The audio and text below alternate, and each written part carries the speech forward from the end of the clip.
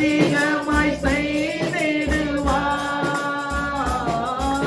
களி கூறுவோம், களி கூறுவோம். கர்த்தர் சொன்ன வாக்கு தத்தம் சொல்லி மகிழ்வோம்.